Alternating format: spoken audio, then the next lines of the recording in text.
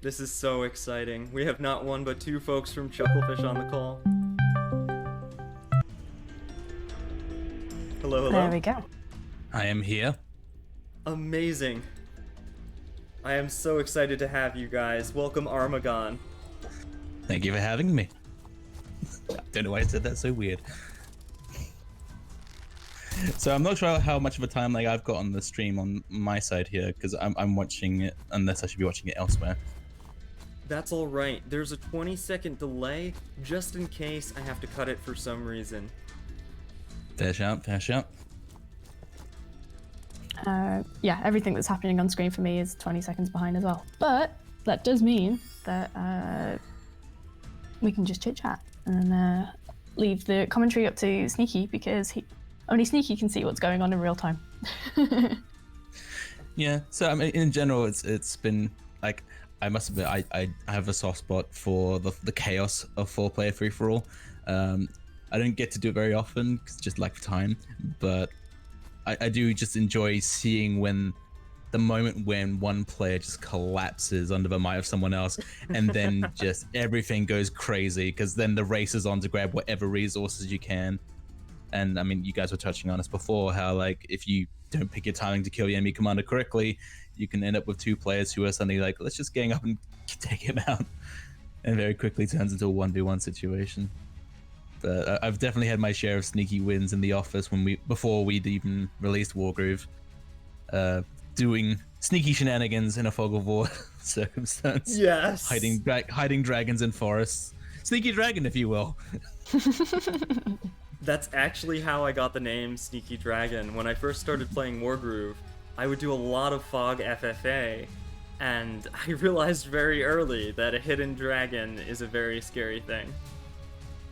Crouching Papa, Hidden Dragon. Sounds like a good film. Yes! Love it. I'd watch that. And it's just like, it's so fascinating from my standpoint, because I feel like a lot of my my best mapping efforts, because I was barely involved in the multiplayer side of the map design leading up to Wargroove's release, and post Wargroove 1.0 and even after like Double Trouble, I've spent a lot more time since like designing with competitive design in mind, and that's in large part thanks to a lot of the feedback and like input I got from the Groove of War guys who like XMO5 and Faded Sun in particular. I blanked my name there for a second. They gave a lot of their time to sort of help me brush up on what the competitive players have been doing, and this map was an example of part of that design scope, which is why there's so much flagstone everywhere, which is something that I'm someone who very early on used to design initially very aesthetically in terms of what I think looks good, and that isn't necessarily the approach you should take when you're designing for strong gameplay. That's especially true. In the competitive sense. And so I had to find ways to sort of marry both of those sensibilities, and I think I've gone pretty good at this point. I really like the fact that it looks like some of the roads are a bit worn out, and you know they're not linked up necessarily. But, you know, the aesthetic's still good on these maps. I mean, a lot of it is me just going to town with props. I'm like, I don't like how flagstone looks by itself. It's not obvious that it's meant to be indoors, so I'll put pillars everywhere. That's genuinely how it started. That's a very good technique. I think Best Sequoiane, aka Mori, was one of the first people to recommend decorating flagstone to make it clearer on the map. Yeah, I mean, for me, like, I definitely saw it in some of the competitive maps from Groove of War guys first, but I think the thing that put me onto it, because I wasn't designing maps outside of single player at that time, but I remembered seeing a fan animation. I'm blanking of a name, I'm gonna have to look this up. Just give me a second to see if I can find it. There's an anime who basically made a whole series of, there it is, Advanced Wargroove. Yes! From NCH Productions. I love that series. Fantastic animations. They're really funny, like, because they poke fun at the differences between Wargroove and our spiritual inspiration of Advanced Wars. And I think they did a really good job of juxtaposing those two games and highlighting the differences. But we're the ones that sort of internally maybe hurt the most because I understood where it came from. There's one where he basically makes fun of how flagstone basically acts as an invisible wall to flying units. Yes. Like, to a player who just sees a patch of flagstone on the ground who might not be a competitive player, like, why can't my flying thing go over this tiny patch of concrete? Not really understanding that, oh, it's meant to be indoors, it's inside a building, but it doesn't look like that because it's just one tile. So when I saw his animation of him making a dragon just smash into this invisible wall, and I was just like, I know why he made that joke, but it hurts still. So I've tried to factor that into my design moving forward, just so at least it feels a little bit less silly. Yeah, I can definitely see the Exmo Faded Sun inspiration with the heavy flagstone. There's a running joke that there are certain map makers that hate air. Well, see, in my case, it's not so much that I hate air. I actually really enjoy air, but a big part of the reason I tend to use it tends to be more, okay, I want an area where all the ground units can move normally, but I don't want vehicles to be able to move through the space. Like, a lot of it, in my case, is usually more about keeping trebuchets and wagons from coming too far out. So this map, for example, the players can make vehicles, but they can't really extend them beyond their quarter of the map unless they take someone else's barracks. That was the motivation in that particular case. But also just because competitive players seem like, because trebuchets are definitely very strong, and while I don't feel like for the casual players that the trebuchets should be locked off, that's why we have a lot of the non-competitive maps and stuff. It's also an easy sort of optimal strategy for people who are less comfortable with the more complex strats. And it's definitely one of those things that we could potentially find a better solution for in Wargroove, but honestly, that's so far in the future for us at this point. It's hard for me to say which way that's going to go. It's definitely something we'll be paying attention to. Right. That brings up a good question, actually. I wanted to ask, when is this mysterious Wargroove? Because another one of the theories is that the time frame will be a little bit similar to the TM soon of the Double Trouble release. I couldn't say. It's probably not going to be that soon. The time frame is nebulous even to us at the moment, so I couldn't really give you any speculative answers that would be remotely accurate. Yeah, the way that we work is obviously, as people may or may not know, is that we're a no-crunch studio, and as a result, it does mean that we take a little bit longer time to create things and shape them how we want them to be. The flip side to that is it's kind of frustrating for the community because we can't give times and dates as we would like to, as much as kind of AAA counterparts are able to do so. Yeah, it's a difficult problem because of the world we live in right now, right? I mean, we're in a time where a lot of these huge studios are churning out content. Like, people who do it exceptionally well, like Epic with Fortnite, they update that game so often with new stuff all the time. I don't even play the game, but I always hear about what's coming to it because they just churn it out so rapidly. But unfortunately, we don't have a team of the kind of scale where we can do that. And we are a studio that doesn't want to be just a one game studio. So we have to sort of balance, okay, what can we do with this?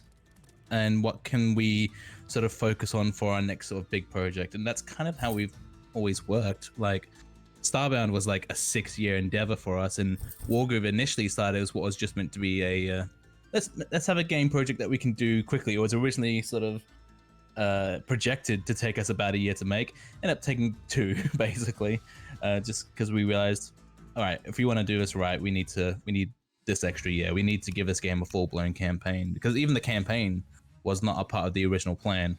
Rather, we were going to have sort of just the arcade modes as we have them now. So it came a long way through a lot of discussion. As far as what the Wargroove situation is going to be, there's a lot of ideas being tried out, but it's hard to say what's going to stick at this point. We're very much in the figuring out what it's going to be first.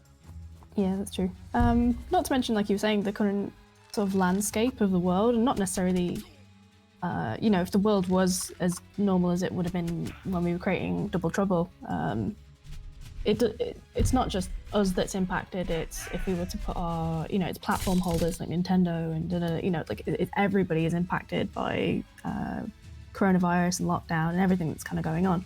So even, you know, games that aren't Wargroove or Wargroove are suffering from this, and it really sucks. I think hard to we're get timelines. Sorry, I was just gonna say I don't feel like it's going to be a situation where we've really seen the knock-on effects too much. Like in some places you can see it very immediately, but we've like throughout 2020 we had a lot of the big name games, some delayed, but most of them still sort of came out. But those were the stuff that we had already heard about as well.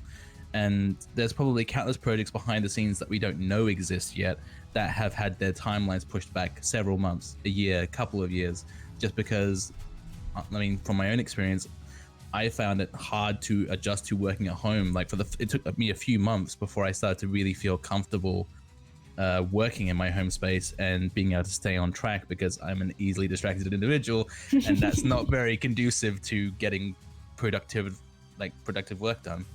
And I have one of these personalities and dispositions where when I'm working on something, I'm either fully locked in and I am almost overly focused on that thing until I am done and 100% happy with it, or I can just be a bit hard to sort of kick into gear, and I sometimes just need that motivation of someone to talk to next to me who can just go, oh, you should do this. This will give you something you can work on for now. And I benefited a lot from that in the office. And I imagine a number of others in our team are very much struggling with the same thing. It's kind of the unseen reality of game development in a pandemic world, essentially. That makes sense. And I think the community is very supportive of the no crunch mentality. Oh yeah, I mean the community in general are incredibly supportive. This community are so sweet and lovely, and the feedback's been kind and warm. Like it never comes from a bad place. It always comes from a place of wanting to make the product better, the game more fun, the sense of community between people as well stronger, even whether that be competitive or kind of the, you know, like even the videos that you make. Like this community is wonderful. I cannot stress that enough. Yeah, I've absolutely zero qualms. As far as our community, I count us very lucky. Like we've got for the size of our game, we're lucky to have such a strong and devoted community as we have. Because we honestly, when we were putting the game forward, while we did include the map editor, hoping for some sort of longevity, it's still kind of a chance we're taking on. Like in this world where there's so many fantastic multiplayer games that people can play, how much longevity are we really going to have? And we've been very, very fortunate in that regard. It's been really fun just watching some of the highlights from like the Groove War tournaments and stuff, and just seeing some of the ridiculous plays. I'm like, oh my god, if I went into a match with that person, I would be absolutely destroyed. Yeah. I mean, to be fair, that was kind of my experience when I first started actually playing online multiplayer after we launched Wargroove Double Trouble. Like I finally dabbled, and I think it might have even been you, Sneaky Dragon, might be you were at least one of my very first opponents, where you very quickly put a boot through my back and was like, oh, okay, I am learning some things here. And but that's the thing about it, is after a few matches, I started seeing what strategies you were employing, and I started to be able to employ it myself, and I noticed a distinct improvement in my gameplay.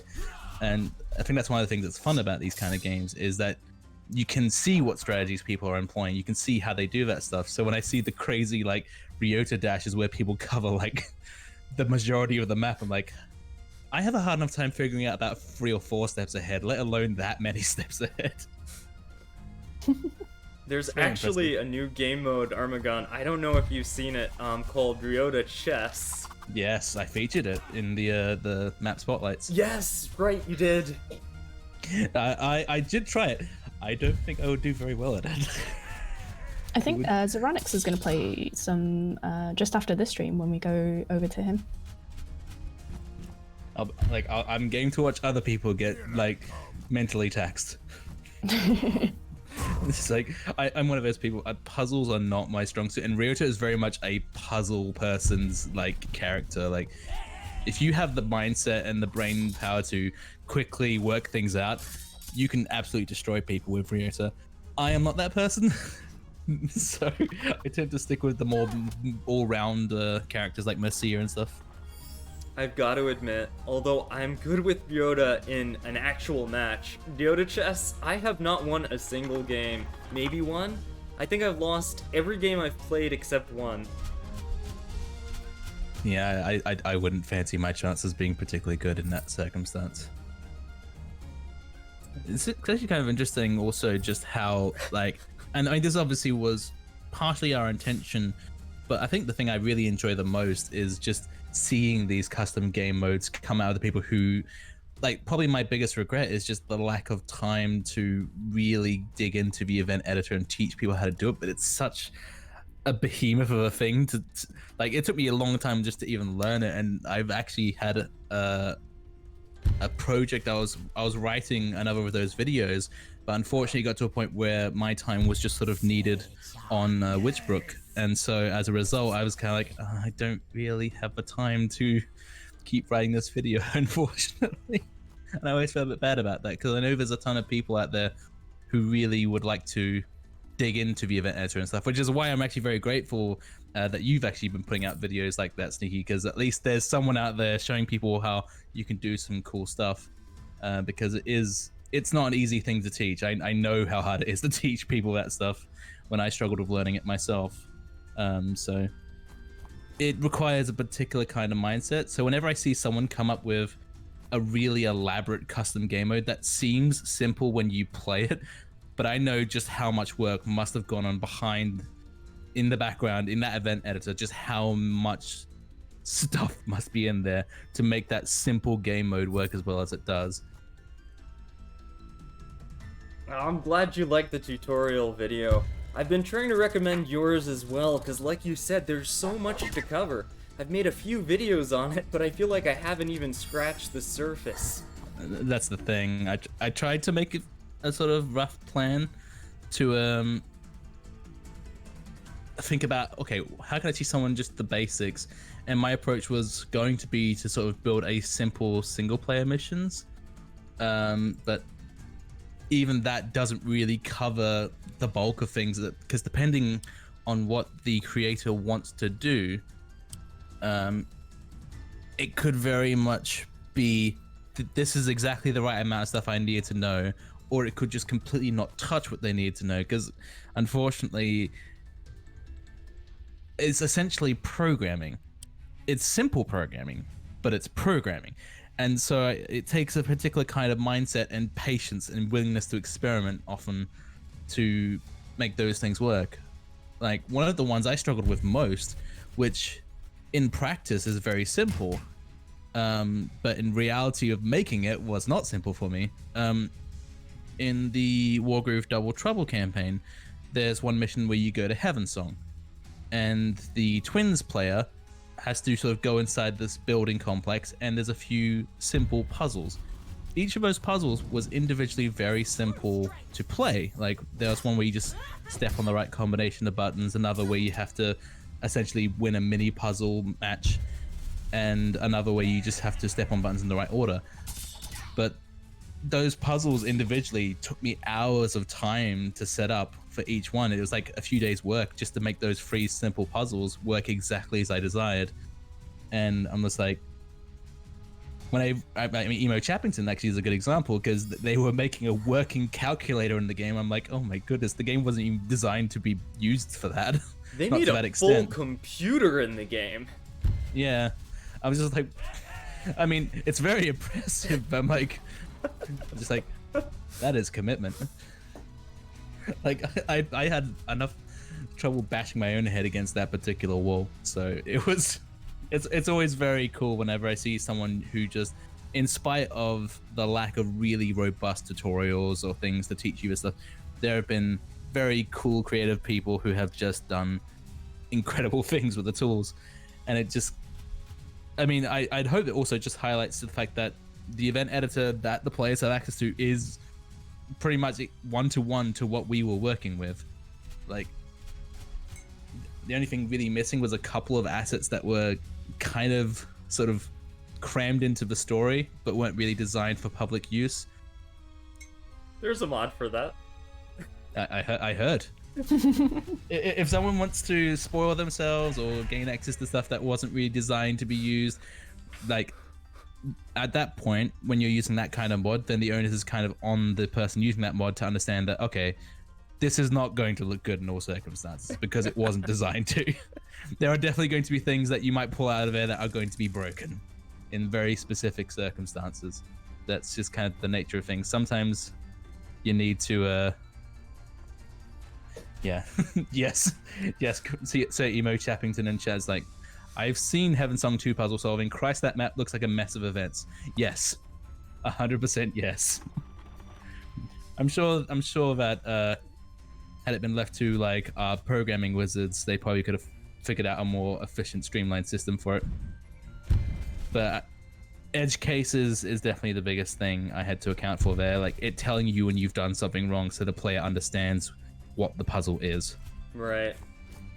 By the way, guys, for everybody playing in the FFA, we only have about half an hour left, and I can tell that you guys are turtling pretty heavily. So I'm gonna add a special win condition to the game. I'm going to say that the first player to either finish off another player or make it to, let's say, 1400 economy during your turn will win the game outright. Making it to 1400 economy seems a bit easy. Yeah, Sequoia's not that far, right? It sounds easy, but actually you would have to double your economy to do it, meaning you would have to capture almost the entirety of an opponent's base or half of two opponents' bases. Oh, sorry, I think I misunderstood. Not 1400 gold, you mean as in 1400 income generating. Oh, yeah, I see. Yeah, that was my misunderstanding. It's like, oops. So Emo Chappington in chat, like, I always poke fun at High Vampire of the West events. That map is ridiculous. So for those who may not know or may not have played that mission, and I think it was Act 3, there's a chapter where Sigrid comes chasing the heroes, and that map, we wanted to have a mission where you had to run from an enemy. We thought that's something quite different. There's nothing else. Like, most of the game is you building up a base and then rolling over enemies. What if we had something where you had to actively run away from someone? And the big challenge with designing that map, that was actually one of the first maps I designed after we got the event editor allowing spawning events. So I may have gotten a bit carried away on that one. Where basically, once you reach a certain point in the map, it triggers a countdown timer, and then based on how many turns away, it will spawn different enemies. And it gets to a point where it will endlessly spawn enemies to replace missing enemies. So if you dawdle, you will get rolled over in most cases. But if you get through quickly, then you should be able to manage most opponents. And that was actually the first mission where the enemy has access to a dragon as well, which we wanted to feel scary and intimidating when you see this large flying thing soaring across the maps. But I had different groups. There's actually things in that mission I definitely would have done different if I did it now. Although the desire was ultimately that you couldn't just plan perfectly for it. For example, in Double Trouble, something I took advantage of to sort of keep players on their toes. There's a Double Trouble mission where you're invading a castle with Emmerich, and once you've sort of gotten into the castle, Mercia arrives with reinforcements, and it's actually rigged to use a random number generator to actually determine what waves of reinforcements will spawn with her. So that was an example of something I would have probably done on the Sigrid mission, because I had a lot of bespoke designed waves of enemies that ended up taking me a lot of time and probably didn't need that much time. I will say, as part of the Wargroove conspiracy effort, some players went through kill every commander runs in Double Trouble, and they actually took the time to wipe out all of the reinforcements on the map just to see if it would unlock a secret commander. No, unfortunately, secret commanders were not on the docket for that particular expansion. Like, we were just like, let's make an outlaw faction, yay! That would have been a lot of fun, though. It would have been. It's one of those things where I wanted to make sure every mission was beatable, but because the AI tends to sort of make the commander retreat when their numbers start falling apart. We didn't really want the rank timer where you got an S rank if you did it with an X number of turns. We couldn't really rely on whether or not the player can kill the commander at that time. So I always set those grades based on you destroying the stronghold as a fallback. But it's a shame that we didn't necessarily look into if these if these requirements are met, then the player unlocks like a skin variant for the golem or something along those lines, you know? I know it's like heavy on the art resources. Yeah, well, it's also like, for example, the very first secret unlock we had, like the proper secret one that was very, very last minute in Wargroove pre-Double Trouble, like it was leading up to the 1.0 launch where I'm just wondering, I guess given I've already talked about missions, there's not really much point being sensitive about spoilers on this kind of stream. No, I mean, it's been 2 years. Fair enough. And players probably have seen him in matches. So Merciful, let's see his father, is a secret unlockable commander. That was not originally planned. We basically were sort of coming up towards the release of 1.0, and then kind of we realized, well, we've got this character who we've got a full design for and a whole bunch of like idle animation and stuff in both humanoid and even his ghostly essence form. It would be kind of cool if you could unlock him as a character, but we were just kind of like, okay, but this guy is going to be sort of a bonus. We don't, and really like absurdly hard to get. We don't really want him to have a groove that's something that could potentially be too good. And it'd be kind of funny, given he's kind of a Fisher King character, if he, I mean, I'd be completely honest, I was not involved in choosing the fishing groove, and my first reaction was actually quite hostile. Like, originally it was Ty and Zeratul who were basically like, let's give him a groove where he just goes to fish in the water. And it's just like, and I was like, no, he should have something gameplay wise. I got probably a bit too mad at that moment. And then with hindsight, I'm like, no, they were 100% correct to make this cool, because if he had a groove that was good for gameplay, potentially could have been too strong, it would have been a real problem to have him locked behind so many walls. And also just, it seemed very fitting because like the Fisher King trope is sort of usually a father figure, often royalty in storytelling trope, where they usually die or disappear very early in the story to motivate the hero's journey. And so him basically being a representation of the Fisher King, him fishing just felt so perfect. I'm like, you know what, they were 100% correct to make that call, because you see the people who just like in the end, Merciful kind of end up being the character you pick when you want to style on your opponent. Show, look, I can beat you without even using a proper groove. Look, see, I'm sitting here fishing. What are you going to do about it? Absolutely. Basically.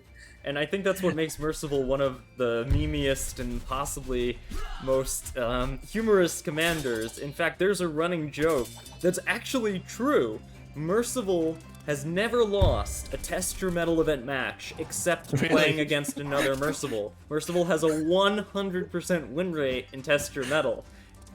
That's hilarious. Wow. Yeah, it's, I mean, it's also just those kind of very theatrical, dramatic characters are always fun, right? Like the ha-ha kind of, that, I've always loved those kind of characters. Like, I think when I was younger, I used to sort of imagine myself being like a knight and just being like, I shall defeat you, foul beast. Like that kind of chivalrous, over the top, absurd personality. I've always had a soft spot for that. It's the same reason why I always loved like Monty Python's like, and the Holy Grail, for example. Still have a soft spot for that film. Yes, and I love how Merciful's attack animation is this very nobility-themed sword swift slash. Oh yeah, he had to have the rapier. Like he had to have this very elegant-looking sword, and it was funny. Just like for someone who was such a last-minute bonus edition, it's just one of those things that I was always very sort of partial to, like unlockable characters. Like I didn't play a lot of the fighting games growing up that most people did, which often have the secret unlockable characters. But I think Smash Brothers for me was that, where I discovered, oh, what, there are hidden characters that you don't just unlock just from doing this. And I think there's just something fun about, like, even if a character isn't necessarily one you like using or fundamentally isn't something you necessarily relate to, it's that sense of, oh, there's something I can get that not everyone's going to have that makes it exciting. Right, I completely get where you're coming from. Smash was that game for me too, and I loved how that was in Wargroove. That was one of the things that sold me on the game when I was reading about it. My friend was like, hey, you've got to check this out. There's this Advance Wars-like game that's coming out, it might be pretty good. And I'm reading about it, and it's like old arcade-style games. They have special Easter eggs and hidden characters. I'm like, yes, I've got to play this.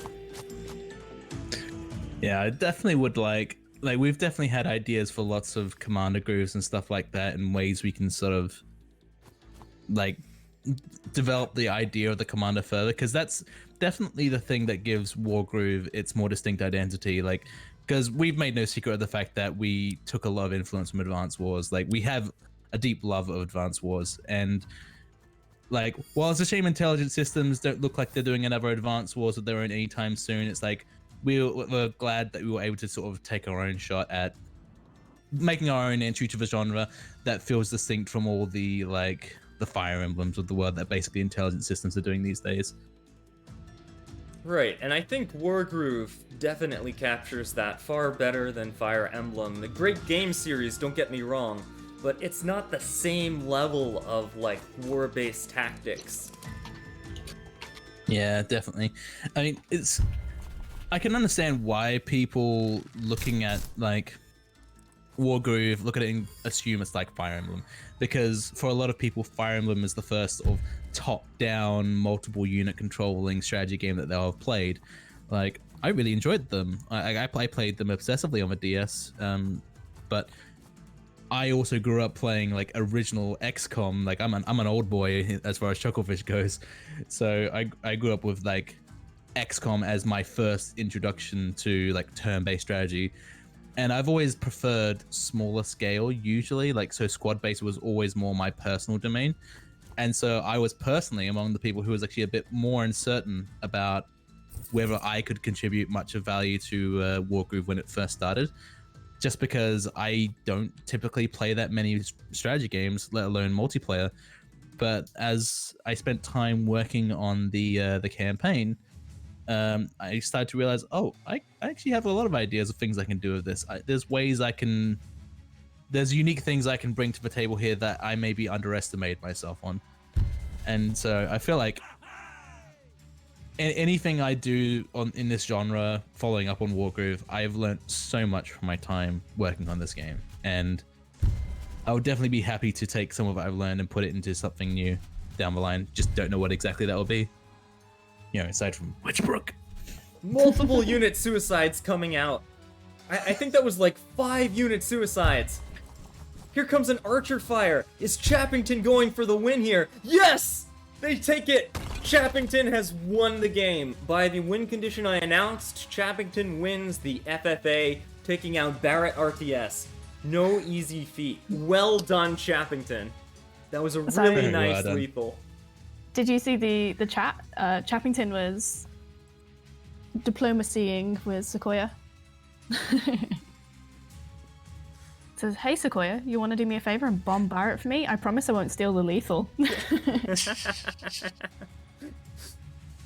Very nice. Alright, you guys can continue to play for the rest of the stream, but I am going to declare that Chappington has the victory for meeting the rushed game win con. Yeah, so no matter what happens, he's the ultimate winner. It doesn't matter what the rest of you do. It's supposed to be Zeronix anyway, up next, and they're playing, right? Yes, they are. Ryota Chess, I should say. Yeah. I'm gonna go but ahead. it's a shame, Barrett. I'm gonna go ahead and grab the raid thing for that. But we've got about 10 more minutes, I believe, until Zeronix is ready. Yep, that's fine by me. I'm not going anywhere. I've had cereal that's just been sat here getting Soggy. very soggy, sad and soggy. Oh, Sad and excellent. soggy cereal is not a good time. Exmo has finally joined us. Now it's a stream. Now it's a stream. The party is here. The whole gang's together. I'm just imagining like Tenchi, Angelo being here, would be like Exmo 5 in the house, just being really melodramatic. But I'm like, he wouldn't know Exmo 5. He said to me this morning, like, do I have to go on camera? Like, what's the deal with this morning? Because we actually didn't tell him what the art stream was going to be about until like a minute before it started. He sounded so nervous. Initially, I wanted to do like, because Tenchi never worked on this game. I think he did like the sprite for the timer, and he's not a big turn-based fan, so I don't think he's ever really dug into the game, doesn't really watch competitive matches.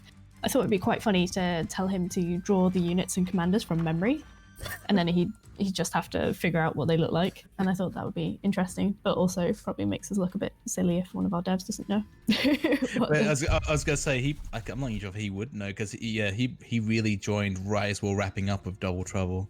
Yeah, we were already in lot check at that point, and everything had gone through. But Mr. Angelo is a very good egg. He's been a welcome source of levity in the team. Like, despite everyone working at home, you can always rely on him to perk up the mood. Yeah, it's good to see Kitty on the stream as well. I mean, Nimbus is the MVP. Yeah, he owns our house. I miss having cats. Cats are so good.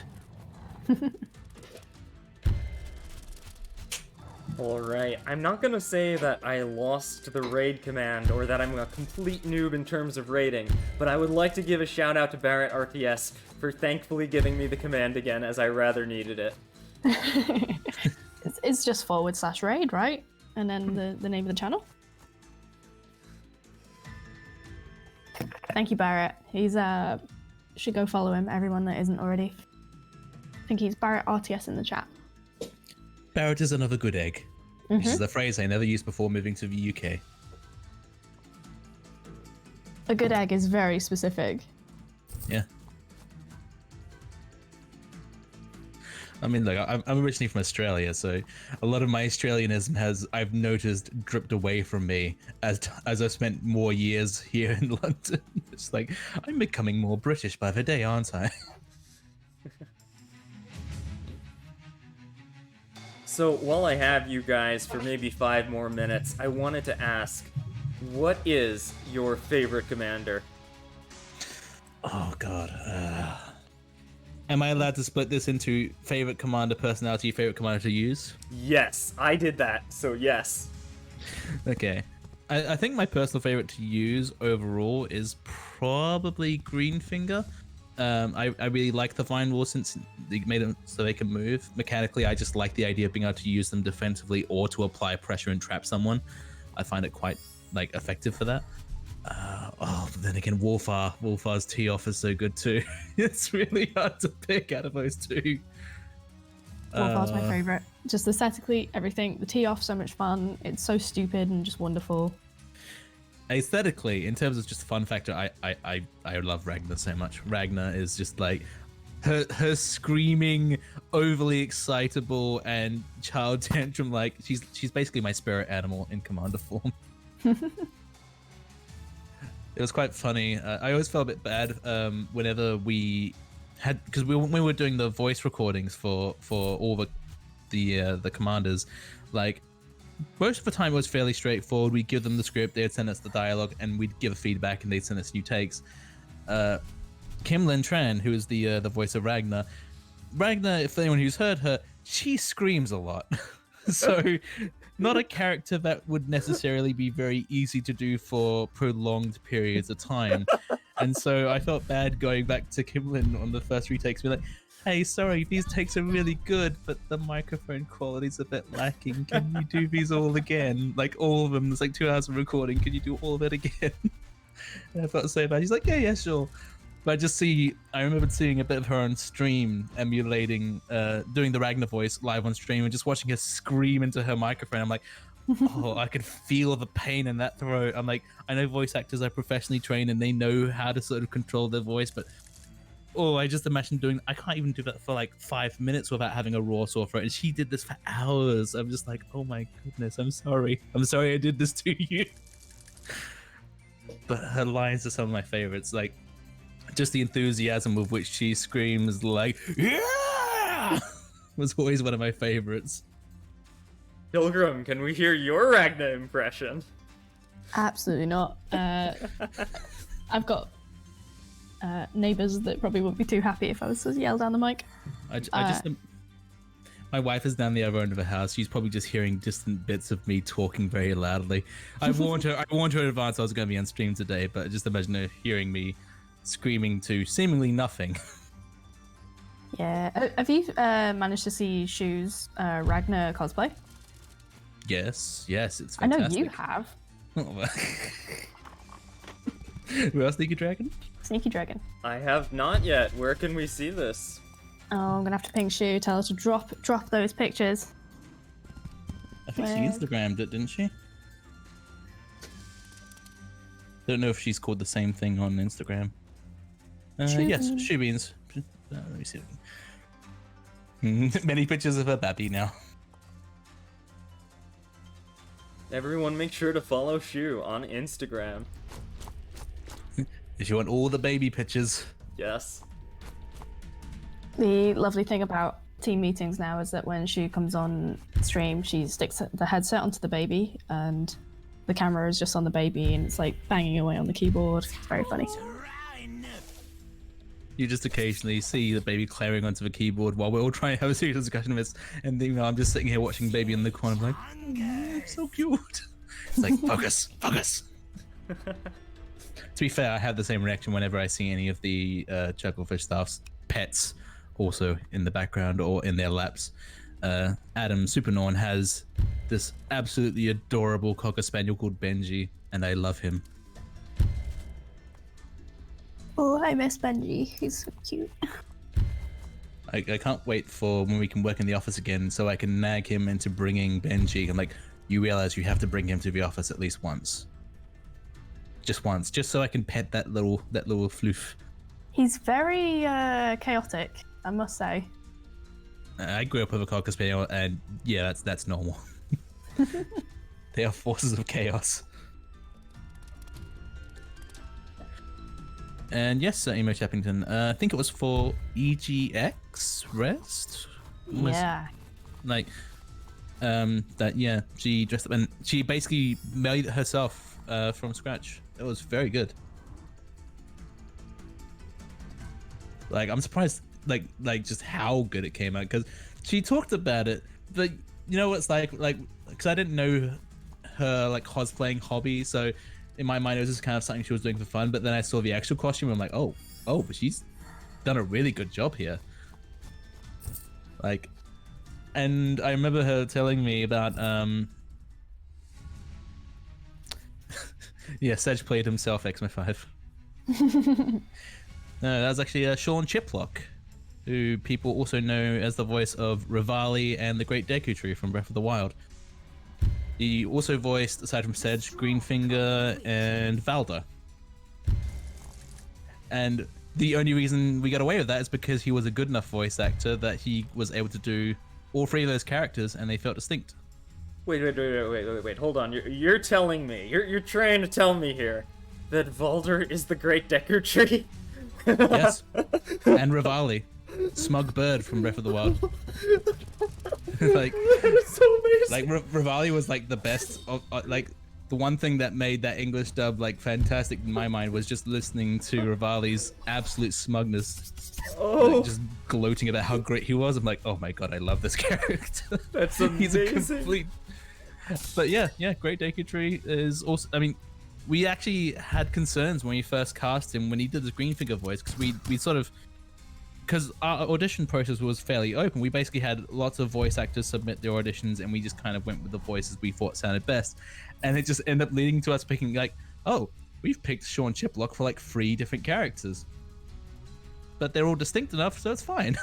And then later when we knew at the time that he had done like the Great Deki Tree, but it wasn't until after I listened to the Greenfinger auditions and then I went to watch the Breath of the Wild trailer again with him basically talking about how the story is going to change. Like he's doing that.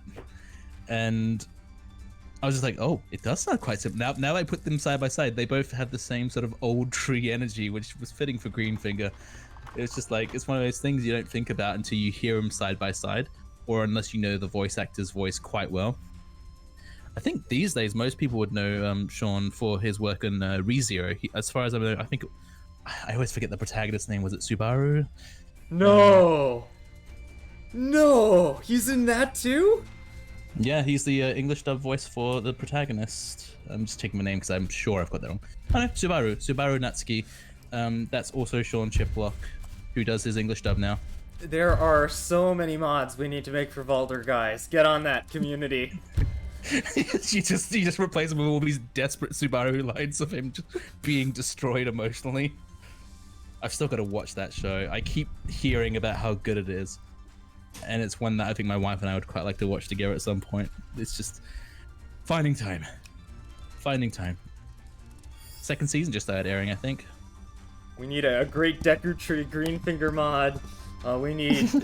We clearly need an anime Valder mod. We need a Breath of the Wild Bird Valder mod. We need all of these things. You could just replace all of Sedge's lines with Revali's lines about how great he is. Oh yes, that would be amazing. It would be a bit of a tonal shift though. Like I mean, Sedge is like, of all the voice cast, I think Sedge is my favorite character for that specifically because he's just such a total creep. But like, it was so weird just hearing him go from Valder to that and be like, oh, this is the same dude. What the hell? I was so confused. It's just like, oh, I love that we have this kind of character in our game. I love that you have someone who's so unambiguously a villain, but you can't help but like him. Those are my favorite kinds of characters. You know someone's a horrible person, but you still can't help but like them. Charisma, that's what it is. You've been raided, by the way. Sorry? Sneaky has been raided. Oh, that's true. Hey, gamer guy, thank you so much for the raid. Although I guess you'll hear this 20 seconds later, so I should probably post this in chat. Yeah. I often forget we're on a time lag. And it's so weird because it's weird for me reflecting on the fact that this is Wargroove's second anniversary already, because like this last year flew by, and obviously about a year ago, it was almost exactly a year ago, we released Double Trouble as well. Because for me, after 1.0 release, I basically went straight into working on stuff for Double Trouble. And so it's only the last sort of year that I've started really working on non-Wargroove stuff. And it's just, man, 2 years has flown by so fast. And we've been very, very lucky to have Wargroove be accepted by so many people as positively as it has been. I kind of just wish we had, like, it's one of those things where one of the nice things about us being a small team is that we can just kind of do what we're excited about, and we have the freedom to do that. But gosh, I mean, the fact that we've gone from space sandbox to turn-based strategy fantasy and now onto witchy life sim, it's like yeah, we're wearing quite a few different hats in terms of the genre department. Absolutely. At least it never gets boring. That's true. Well, I'm personally very grateful to be working with his team. It's just like, I continue to be blown away by just the talent of our artists and our programmers, especially. Like, I mean, you're seeing the pixel art on this screen right now. Like, that was the hard work of so many just incredibly skilled people, and I'm just like in awe of some of their work. And here I am being that technical guy who just kind of works in between the lines. So I get to appreciate the work from both sides of the fence, the highly technical programming side and the art side. It's very cool. Happy birthday, Wargroove. And I guess I should end it with, welcome to Wargroove.